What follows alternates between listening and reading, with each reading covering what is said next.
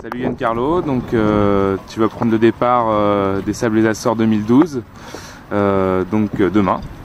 Je viens de voir donc pour que tu te présentes, toi et puis un peu ton passé en voile, en mini. Ok, bonjour Maxime, merci d'être là. Et ouais, voilà, demain c'est un jour important, c'est un peu la course plus importante de l'année. Du coup, on a tous travaillé beaucoup pour être là, pour être prêts dans les meilleures conditions.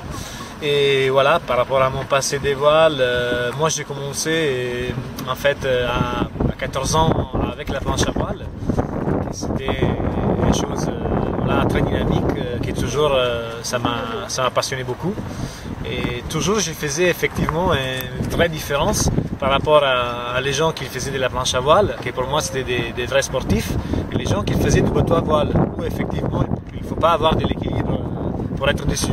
Et moi je les voyais pas très bien, quoi, comme pas assez sportifs. Et par contre, à la fois dans la vie les choses se renversent, et du coup maintenant j'ai pas du temps pour faire de la planche à voile, et j'ai fait du mini.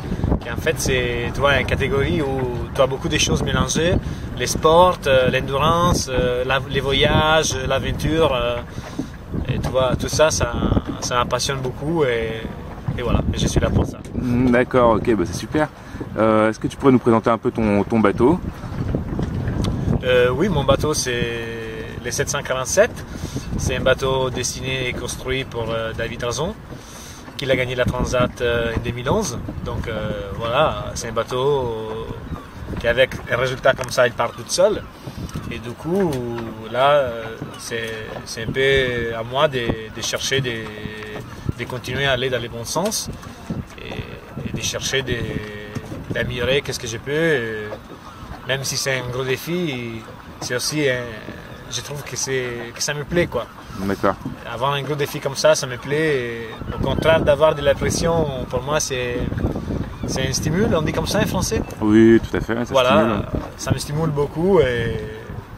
Et je pense que aussi une course de longue distance comme ça me permettra de faire effectivement un vrai laboratoire pour essayer de différentes choses, de naviguer, de connaître bien mes voiles, bien mon bateau. Voilà, ce sera vraiment une grosse opportunité avant de la Mini Transat 2013. Ok. Est-ce que tu peux nous parler un peu de ton projet en mini? Où est-ce que tu vas l'année prochaine, enfin dans les années à venir? Voilà, mon projet c'est simple. Je suis installé en Bretagne depuis 2-3 ans. Je vis à Lorient. Je m'entraîne à Lorient.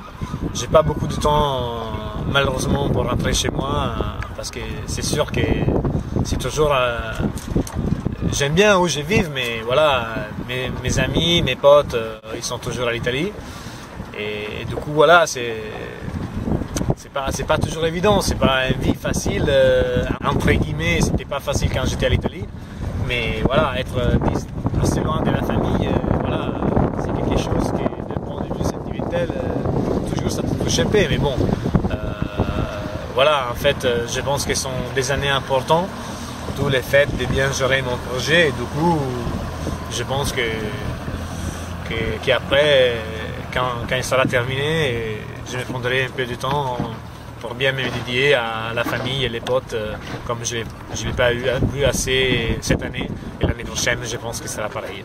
D'accord, ok, donc tu te diriges vers la Transat ou pas? Oui, bien sûr, ça c'est le but. Ça c'est le but, et c'était même prévu avant de me lancer sur un projet comme ça.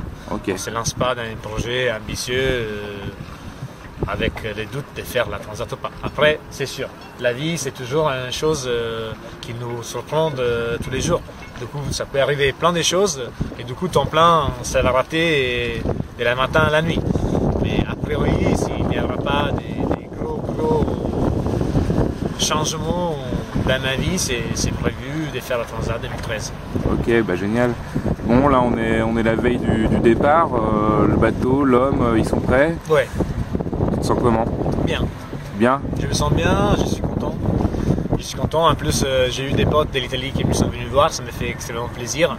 Simone Gesi, c'est un pote qui a fait la Transat en 2009 avec moi, avec des copains qui sont partis d'où je vis, en Toscana, qui s'est fait beaucoup de plaisir. Ils m'ont ramené de la bouffe spéciale de chez nous.